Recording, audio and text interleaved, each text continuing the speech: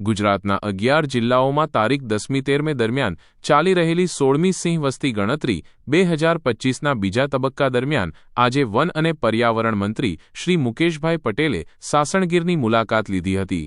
તેમણે જાતે સહભાગી થઈને વસ્તી અંદાજની કામગીરીનું નિરીક્ષણ કર્યું હતું. મંત્રીશ્રીએ ગણતરીમાં જોડાયેલા કર્મચારીઓ અને અધિકારીઓ સાથે વાતચીત કરી હતી અને તેમની કામગીરીની માહિતી મેળવી હતી. તેમણે આ મહત્વપૂર્ણ રાષ્ટ્રીય કાર્યમાં તેમની નિષ્ઠા અને મહેનતને બિરદાવી હતી. આ પ્રસંગે મીડિયા સાથે વાત કરતા મંત્રી શ્રી પટેલે જણાવ્યું હતું કે રાજ્ય સરકાર સિંહોના સંરક્ષણ માટે કટિબદ્ધ છે અને આ વસ્તી ગણતરી સિંહોની સંખ્યા અને તેમની સ્થિતિ અંગે સચોટ માહિતી મેળવવા માટે અત્યંત મહત્વપૂર્ણ છે. તેમણે ઉમેર્યું હતું કે આ માહિતીના આધારે સિંહોના સંરક્ષણ માટે વધુ અસરકારક પગલાં લેવામાં આવશે.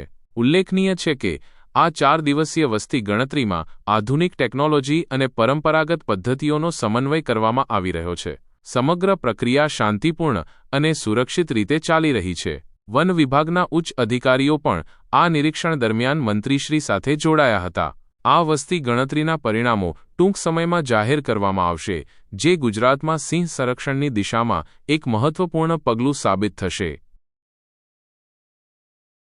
જે રીતે દેશના વડાપ્રધાન નરેન્દ્રભાઈ મોદી સાહેબે એશિયાટિક સિંહ માટે જે સંવર્ધન માટે, જેના પોષણ માટે, એને રહેણાંક માટે તમામ પ્રકારની જે સુવિધા ઉપલબ્ધ કરી છે, એના લઈને સમગ્ર ગુજરાતમાંથી, દેશમાંથી, વિદેશમાંથી ટુરિઝમ લગભગ ખૂબ મોટી સંખ્યામાં આ ગીરની અંદર આવે છે. ખમા ગીરને ખમા ગીરને ખમા કેસરી સિંહ સાદુલા મહાવીરને ખમા ગીરને ખમા ગીરને ખમા ગીરને ખમા ગીરને ખમા ગીરને ખમા ગીરને. એશિયાટિક સિંહ એ આખા વર્લ્ડની અંદર આ ગીરની અંદર ફેમસ છે. હું તમામ લોકોને અપીલ કરું છું કે ગીર આવો અને ગીરના રાજા સિંહના દર્શન કરીને આપ ધન્યતા અનુભવો. હું તમામ લોકોને આવકારું છું. અહીંયા ખૂબ બધી વ્યવસ્થાઓ કરવામાં આવી છે.